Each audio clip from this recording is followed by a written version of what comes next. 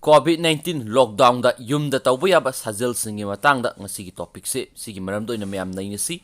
Yumdagi mapan thokpa leiba haibasina COVID-19 sandokpagi khongjal taptanba ngami amadi physical distancing gi kanglon chumna ngakpana laina asi narakadabadagi ngakthokpa ngami adubu laina laisa sandokpa taptahanabagi damak yumda leiba matamda haksang phanaba sajal toba lepu haibadi natte aikoina yumda laina tawbiya ba sajal kya mayum lei sajal sing adugi maramda khangminasi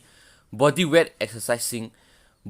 exercise haibadi ahenba khusu khulai sing sizinadana isagi haksangi arumba adu sizinaraga tawba sajal makal adubni mamal atangwa gym gi khusu khulai sing ga chap manana body weight exercise sing tawbadagi kanaba phangba ngame isam samna tawba yaba singdi squat happy ma'am phamule pu tawbadubni nungtigi squat set ani ohum tawgani ahanbada khajikhtang tawraga khara hengar halaktuna masing hengar halakpa yai leplaga lairambadagi ningzon bu makhada putharakani amadi khuu buna phambagi position da thamgani miyoi kharadi khuu anigi karakta ball ama haplaga hena nungaiba phawi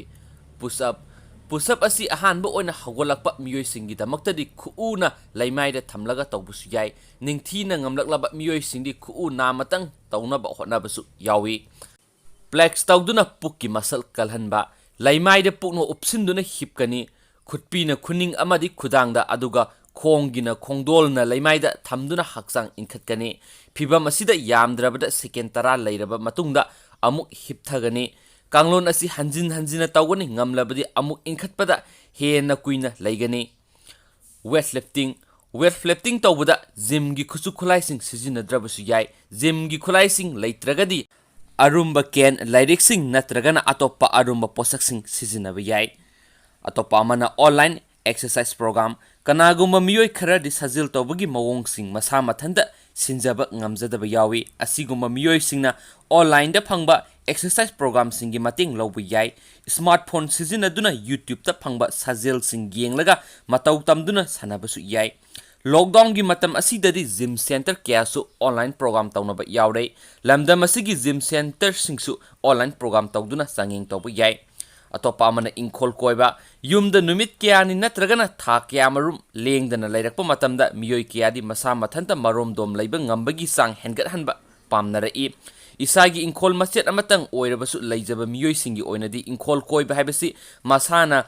Sajanaba khusemgi har haptaba haksangda kanaba mahi marong amadi yensang napi puthoksanabagi afaba pambai amani ingkhol da pochai thanaba hotnaba haibisi yamna kanaraba haksang sajal makhal amasu oiribani mama mapa oibising amadi ahal singna angang singdesu yumgi ingkhol masada pochai thaba yohonba yai angang sing yohonba haibisi thabak topam khangdabadi yai adubu yum manungdata leihanbagi punsi marel adudagi ngahaktang oirabasu nathaihanba ngamgani atopa pambai amanamo outdoor sportsing sumang laiba yum singidi yamna nungaiba khodong thiba yaudana outdoor sportsing sanaba yai sumang da badminton net ama khanduna yumgi angang ahal punna sanaminaba yai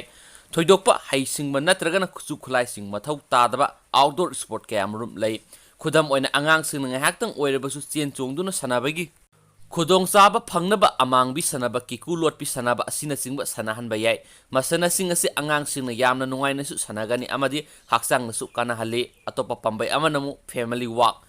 khong na nge hak sat pa haibisi miyu amaga lapnaga daba sang adu kaihandrabadi khudong thiningai oide yamdrabada atopa miyu singnagi fit taruk natragana hena lapnaga dabani asumna satpa asida miyam tinma mafam natragana akhuba lambi dadi satloi dabani Angan ba ayuk natragana numidang wairam mi kya satna daba matamda satna ba hotnarabadi hena khudong sagani khong satpa asina physical amadi mental health kana ba pi adubu lainga kya athingba leiba mafam natragana matamdadi satloidabane atopa pambai amanamu cycle thauba miyoi amaga yamdrabada phitaruk lapnagadabani haiba kanglon adu ngaklabdi cycle thauduna satpada khudong thiningai oide tangai phadabat Thabak thoram sing satpada yamna lapa natragana athuba natrabadi gari thauduna satpagi mahuta cycle thauduna satnaba hotnaba yai atopa maruiba pambai amanamo haksang leng otpagi sang hengat hanba Miyoi ayambagi oina yumda lengdana laiba asina haksang leng otpagi sang masa mathanta